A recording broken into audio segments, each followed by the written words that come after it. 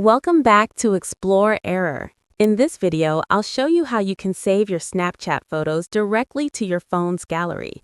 If you want your snaps to automatically save on your device, just follow these simple steps. First, open the Snapchat app on your device.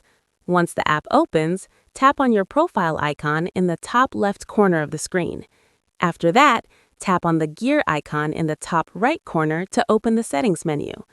Now scroll down in the settings and look for the Memories option, then tap on it. Inside the Memories menu, find the Save button option and tap on it.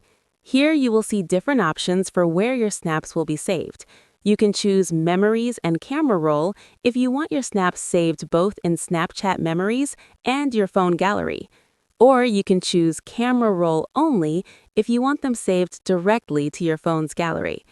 After selecting the option you prefer, the setup is complete.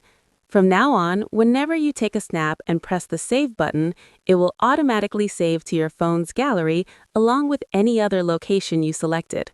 That's all for this video. Now you know how to set up Snapchat so your snaps save directly to your gallery. If this video helped you, don't forget to like the video and subscribe to the channel for more quick tips and easy tutorials.